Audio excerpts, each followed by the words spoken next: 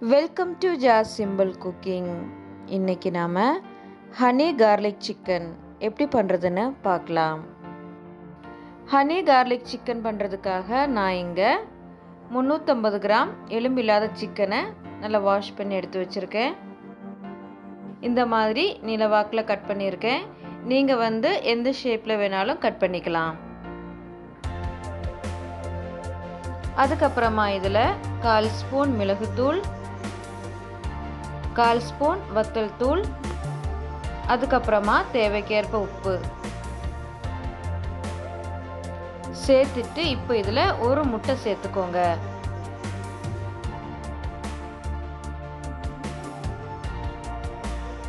இப்போ இதெல்லாம் சேர்த்து நல்லா கலந்து விட்டுக்கலாம்.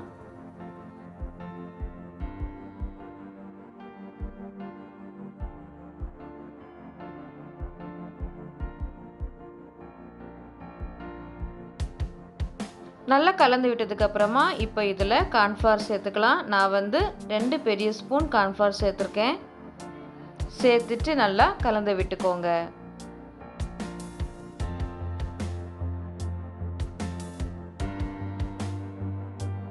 இப்போ எல்லாம் சேர்த்து நல்லா கலந்து விட்டாச்சு. இப்போ மூடி வச்சு ஒரு 15 நிமிஷம் வெயிட் பண்ணலாம். இப்போ 15 நிமிஷம் போல் ஆயிருக்கு. இப்போ நாம் இதை எண்ணெயில் போட்டு பொரிச்சு எடுத்துடலாம். அதுக்காக ஸ்டவ் ஆன் பண்ணி ஒரு கடாயை வச்சுக்கோங்க. அதில் முங்கி பொரியிற அளவுக்கு எண்ணெய் சேர்த்துக்கோங்க. எண்ணெய் சூடானதும் இப்போ இதில் சிக்கனை போட்டு பொரிச்சு எடுத்துடலாம். ஃப்ளேமை மீடியமில் வச்சுக்கோங்க.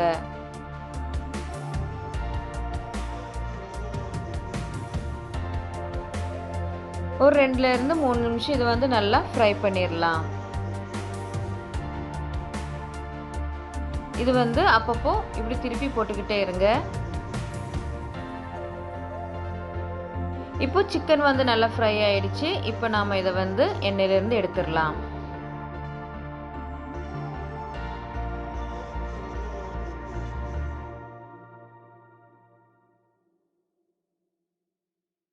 இப்போ மிச்சம் இருக்கிறதையும் போட்டு பொரிச்சு எடுத்துடலாம். நான் மொத்தம் 3 பேட்சஸாக போட்டு பொரிச்சு எடுத்திருக்கேன்.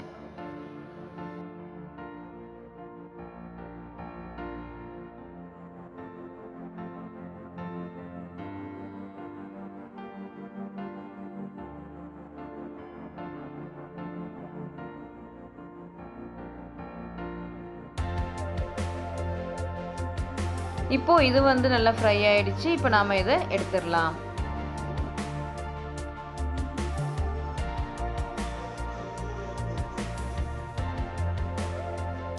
இப்போ எல்லா சிக்கனையும் போட்டு ஃப்ரை பண்ணியாச்சு. இது இப்போ சைடில் இருக்கட்டும். அதுக்கப்புறமா ஒரு பாத்திரத்தில் 3 ஸ்பூன் ரெட் சில்லி சாஸ் சேர்த்துக்கோங்க.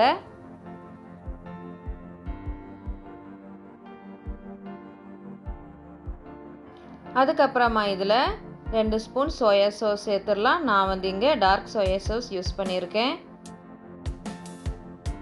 அதுக்கப்புறமா இதில் 3 ஸ்பூன் போல் தேன்.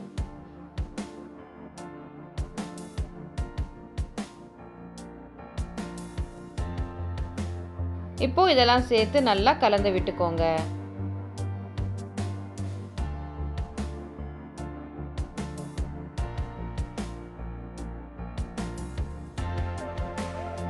இப்போ இது நல்லா கலந்து விட்டாச்சு. இப்போ நாம் இதை சைடில் எடுத்து வச்சிடலாம். அதுக்கப்புறமா ஸ்டவ் ஆன் பண்ணி ஒரு கடாயை வச்சுக்கோங்க. அதில் 2 ஸ்பூன் போல் எண்ணெய் சேர்த்துக்கோங்க.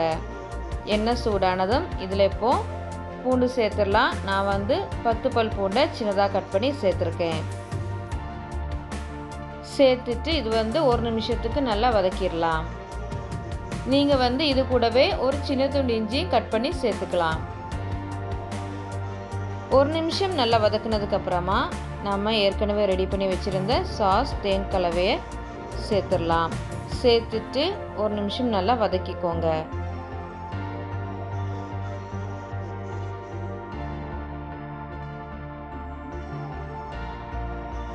இப்போ 1 நிமிஷம் நல்லா வதக்குனதுக்கு அப்புறமா இதில் 1/4 கப் அளவுக்கு தண்ணி சேர்த்து நல்லா கலந்து விட்டுக்கோங்க. இது 1 நிமிஷம் நல்லா கொதிக்கட்டும்.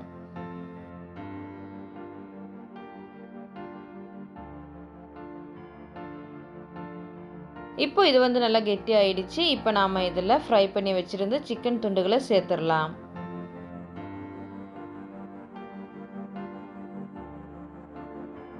சேர்த்துட்டு 1லேருந்து ஒரு 2 நிமிஷம் நல்லா வதக்கிக்கோங்க.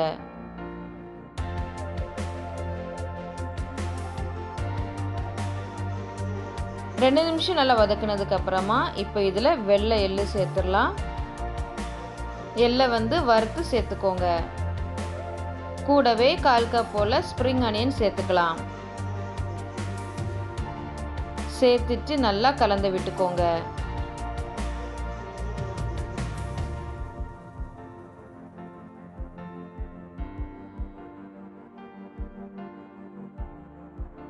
நல்லா கலந்து விட்டதுக்கு அப்புறமா இப்போ நாம் ஸ்டவ்வை ஆஃப் பண்ணிடலாம். அவ்வளோதான், நம்ம ஹனி கார்லிக் சிக்கன் ரெடி ஆயிட்டு.